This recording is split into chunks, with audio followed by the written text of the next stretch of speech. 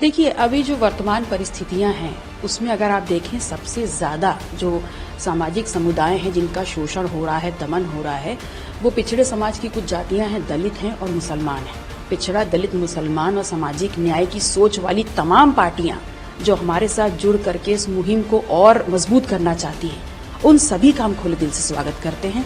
देखिए, स्वामी प्रसाद मौर्य जी एक बहुत कद्दावर नेता हैं, बहुत अनुभव है उनका। सामाजिक न्याय की एक लंबी लड़ाई उन्होंने लड़ी है और ऐसे में हमें पता चला कि उन्होंने 2 सीट्स डिक्लेयर की हैं। तो सबसे पहले तो हम उनको क्या इनवाइट करेंगे, वो तो हैं ही हमारे साथ। देखिए, सबसे पहले तो मैं गठबंधन की विधायक हूँ और जब सिराथू हम लड़ने गए थे तो समाजवादी पार्टी के सिंबल पे क्यों लड़े, ये चुनावी जनसभा में स्वयं अखिलेश यादव जी ने इसका कारण बताया था। उसके बाद आज अगर उन्होंने मुझे विधायक बनाया है तो आज वो इस्तीफा मांग लें और चाहे मुझे पार्टी से निकाल दें, ये दोनों ही अधिकार उनके पास हैं और इससे ऊपर मुझे और कुछ नहीं कहना। उस गठबंधन का रिजल्ट ये रहा कि 47 से 111 सीटें समाजवादी पार्टी को गठबंधन मिली और 34% के ऊपर का वोट प्रतिशत मिला। और वो मिलने के बाद अखिलेश जी ने ये मान लिया कि वो पूरा वोट उनका है। उन्होंने सिरे से ओम प्रकाश राजभर जी, जयंत चौधरी जी, कृष्णा पटेल जी, केशव देव मौर्य जी, संजय चौहान जी सबको नकार दिया। तो ये वोट जो समाहित हुआ उनके पास 111 सीट्स के रूप में, वो इन सब की मेहनत का रिजल्ट था और धीमे धीमे सब अलग होते चले गए।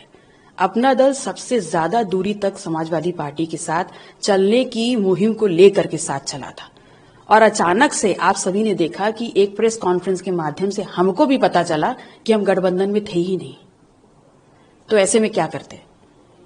ऐसे में हमको रास्ता दिखा पीडीएम और हमने जन भावनाओं को ध्यान में रखते हुए उसको अपनाया। तो क्या लग रहा है कि पीडीएम जो है, आप लोग भी जानते हैं, आपकी कल प्रेस कॉन्फ्रेंस में भी कहा गया कि 90% माइनॉरिटी वोट बैंक सीधा सीधा समाजवादी पार्टी को मिल रहा है और अब आप खाली नाम बदल के आ रहे हैं, लेकिन जो वोट बैंक है उसको अपने में कैसे करेंगे और क्या जरूरत पड़ी इस एम को ऐड करने की? क्या वहां पे भी मुसलमानों का नाम लिया जा रहा है? अखिलेश यादव भी दावेदारी कर रहे हैं कि हमारा डेलीगेशन हो या कोई मामला हो उसमें सबसे पहले समाजवादी पार्टी लोगों के लिए पहुंचती है।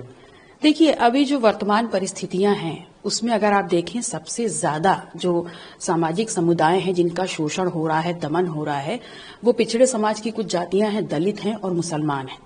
और उनके नाम पर सरकार का जो रवैया है और जिस प्रकार से विपक्ष की जो मुख्य पार्टी है वो उनके सवालों पर पीछे हट जाती है या चुप्पी साध जाती है, तो ऐसे में वो समाज कहां जाए? उसके हक और अधिकारों की बात कौन करेगा? तो अगर हम उनका वोट ले रहे हैं तो उनके हक और अधिकारों पे, उनके दमन पे, उनके साथ हो रहे अन्याय पे हमें आगे खड़ा होना पड़ेगा। और यही जन भावना हमने लोगों के बीच में रीड करी कि उनके जायज सवालों पे कोई बोलने को तैयार नहीं है। तो अगर भावना जो लोगों की है और वो चाहते हैं कोई उनके लिए आगे बढ़े, तो हमने उन जन भावनाओं का सम्मान किया है और एक नया विकल्प दिया है। और पूरी उम्मीद नहीं, हमें पूरा मतलब विश्वास है इस बात का कि जनता हमारा साथ देगी। असदुद्दीन ओवैसी के पार्टी के साथ क्योंकि और कोई लोकल जो रीजनल पार्टीज हैं जो दावे करती है सेक्युलर वोट बैंक की या मुस्लिम वोट बैंक की, उनके साथ ताल्लुक क्यों नहीं साधा गया? क्यों असदुद्दीन ओवैसी को, क्यों हैदराबाद से अलायंस किया गया? देखिए, ये जो पिछला दलित मुसलमान मोर्चा हमने बनाया है, इसमें कल हमारे पास मंच के 4 मुख्य पार्टी थी और हमने उस प्रेस कॉन्फ्रेंस के माध्यम से ये भी कहा कि जो भी पिछड़ा, दलित, मुसलमान और सामाजिक न्याय की सोच वाली तमाम पार्टियां जो हमारे साथ जुड़ करके इस मुहिम को और मजबूत करना चाहती हैं, उन सभी का हम खुले दिल से स्वागत करते हैं। कल तो आगाज हुआ है और लगातार हम सभी पार्टियों को और भी पार्टियों को अपने साथ जोड़ करके सभी की बात को उठाएंगे और मजबूती से लड़ेंगे। समाजवादी पार्टी से जो गठन किया, इंडिया अलायंस की तरफ उन्होंने रुख किया, लेकिन कल अपने पत्र से उन्होंने स्पष्ट कर दिया कि उनको तो वहां से भी कोई बहुत उम्मीद पूर्वक बात नहीं सुनने में आई। तो क्या स्वामी प्रसाद मौर्य के लिए इस अलायंस में जगह है? क्या वो भी आने वाले समय में शामिल होंगे या और भी जो छिटके हुए दल हैं, चाहे वो संजय चौहान हो, जो आप जिनका आपने जिक्र किया, जो लोग साथ में थे, क्या उनको भी सम्मिलित किया जाएगा? देखिए, स्वामी प्रसाद मौर्य जी एक बहुत कद्दावर नेता हैं, बहुत अनुभव है उनका। सामाजिक न्याय की एक लंबी लड़ाई उन्होंने लड़ी है और ऐसे में हमें पता चला कि उन्होंने 2 सीट्स डिक्लेयर की हैं। तो सबसे पहले तो हम उनको क्या इनवाइट करेंगे, वो तो हैं ही हमारे साथ।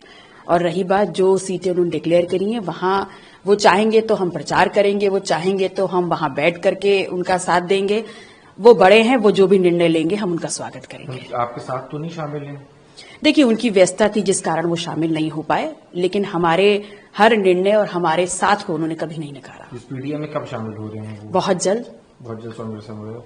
एक और सवाल है इसमें, जो आप पीडीएम लाएंगे इसमें पिछड़ा, दलित, मुसलमान, अगर मुसलमान की बात करी जाए तो कई ऐसी सीट्स थी जो मुस्लिम माइनॉरिटी डोमिनेटेड सीट्स थी, उनकी तो दावेदारी निकल गई।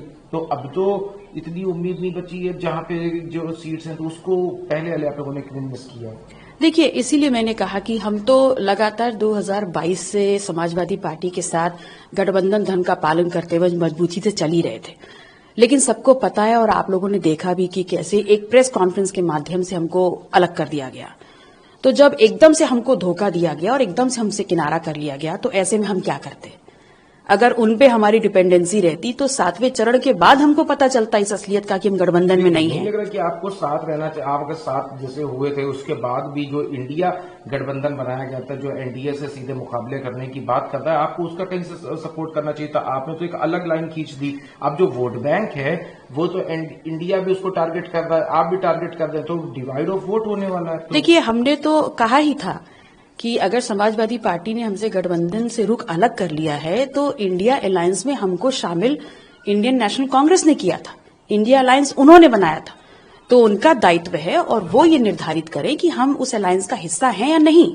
लेकिन उनकी तरफ से भी हमें कोई जवाब नहीं मिला।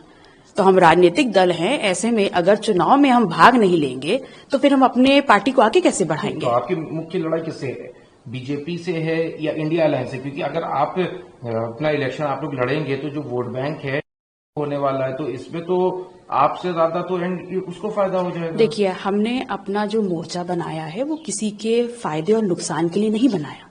हमने इस उद्देश्य से बनाया है कि जिन लोगों का नेतृत्व हम कर रहे हैं उनको इन विपरीत परिस्थितियों में भी अपने साथ इंटैक्ट रख सके और जन भावनाओं का सम्मान करते हुए उसी जनता को जो हमारा नेतृत्व कहीं 2, कहीं 3, कहीं 4 स्वीकार कर रही है उसको ये विश्वास दिला पाएं कि विपरीत परिस्थितियों में भी हम अपनी विचारधारा से नहीं हिलेंगे और अपने लोगों को मजबूती से थामे हुए हम आगे बढ़ेंगे। एक आखिरी सवाल है, जो सिंबल पार्टी का है वो समाजवादी पार्टी का, तो अब आगे आप अपने नया घटक दल अपने ये बना लिया है, तो क्या समाजवादी पार्टी की सदस्यता से इस्तीफा देंगी या क्या आगे की रणनीति रहने वाली है? देखिए, सबसे पहले तो मैं गठबंधन की विधायक हूं और जब सिराथू हम लड़ने गए थे तो समाजवादी पार्टी के सिंबल पे क्यों लड़े ये चुनावी जनसभा में स्वयं अखिलेश यादव जी ने इसका कारण बताया था।